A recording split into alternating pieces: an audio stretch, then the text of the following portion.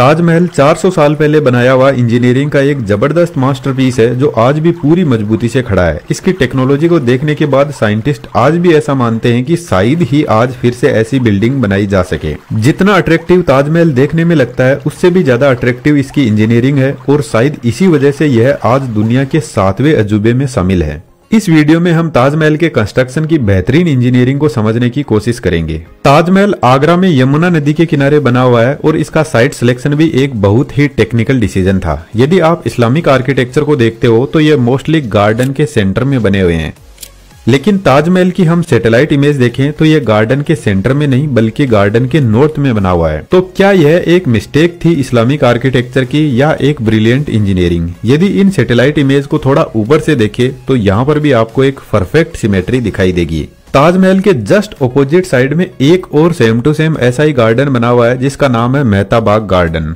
जो same size और same square में है। और आज की मॉडर्न इंजीनियरिंग से हमें पता चला कि उस टाइम के इंजीनियर्स ने नदी और इस गार्डन को भी इसी ताजमहल का ही पार्ट बनाया है। और इस हिसाब से देखा जाए तो ताजमहल गार्डन के एकदम सेंटर में बना हुआ है। और ताजमहल को मेहता बाग गार्डन से देखा जाए तो यहाँ से भी यह एक शानदार लुक देता है। इसके साथ नदी से यदि आप ताज को देखोगे तो नदी में ताज का शानदार रिफ्लेक्शन दिखाई देता है, जो असल में इंजीनियर्स के दिमाग में ब्रिलियंट विजुअल्स थे ताजमहल को लेकर कि यह बनने के बाद में कौन सी साइड से कैसा दिखेगा। ताजमहल का फाउंडेशन इतना मजबूत है कि अर्थक्वेक, फ्लड्स और भारी बारिश की सिचुएशन में भी यह शान से खड़ा रह सकता है। ताजमहल के फाउंडेशन का आइडिया मिलिट्री फाउंडेशन और सिविल इंजीनियरिंग से लिया गया है जो इनडिस्ट्रक्टेबल है। नदी के आसपास के एरिया में एक स्ट्रॉन्ग फाउंडेशन तैयार करना बहुत चैलेंजिंग काम है, क्योंकि एक तो पानी की वजह से मिट्टी का कटाव होता रहता है और ऊपर से फिसलन भरी मिट्टी जो किसी भी फाउंडेशन को डिस्ट्रॉय कर सकती है।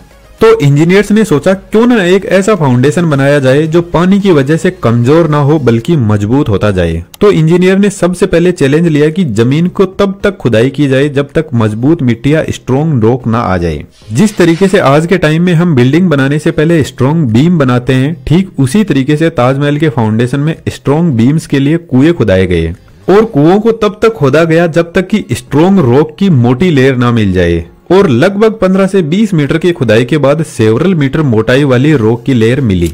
1632 में जब ताजमहल का कंस्ट्रक्शन स्टार्ट हुआ तो उस टाइम तक सीमेंट का आविष्कार नहीं हुआ था। तो इंजीनियर्स को एक ऐसे मोर्टार की जरूरत थी जो स्ट्रॉन्ग भी हो और पानी के साथ में मजबूती से टिका रहे। तो उस टाइम तक एज ए मोर्टार लाइम ही था जिसको चूना बोला जाता है। और आज भी बहुत सारे लोगों की चॉइस सीमेंट की जगह चूना ही होता है। कुआं बनाने के लिए सबसे पहले राउंड शेप में वॉल बनाई गई और फिर इसमें वुडन पाइलिंग की लेयर सेट की गई और सेंटर में एक लकड़ी की शाफ्ट सेट की गई और फिर चारों तरफ छोटे छोटे पत्थरों को भी भरा गया और साथ में चूना को भी भरा गया। फिर एक और वुडन पाइलिंग सेट की गई और फिर से लाइम और पत्थरों को साथ में भरा गया। इन छोटे छोटे पत्थरों को मलबा भी बोलते हैं। इस तरीके से 100 से भी ज्यादा कुएं बनाकर एक मजबूत फाउंडेशन तैयार किया गया जिस पर ताजमहल को बनाया गया।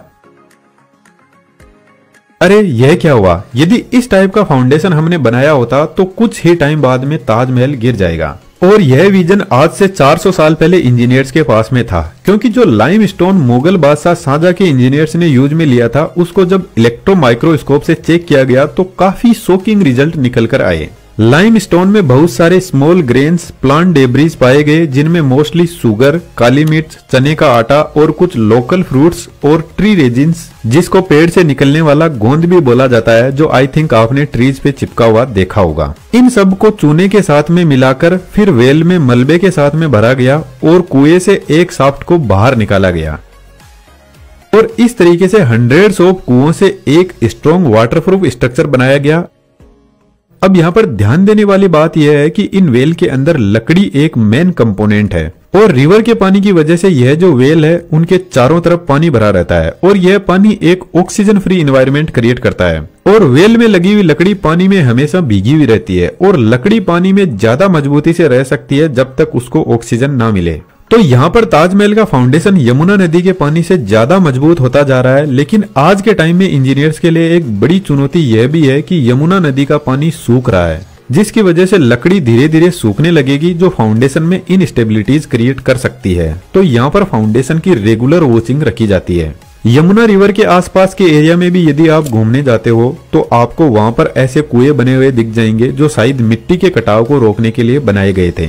कुएं के ऊपर जो शाफ्ट है, इनको एक दूसरे से कनेक्ट करने के लिए यहाँ पर एक ब्रिक्स का स्ट्रॉन्ग स्ट्रक्चर बनाया गया, जो एक शाफ्ट से दूसरी शाफ्ट से कनेक्ट होते हुए एक आर्च बनाती है।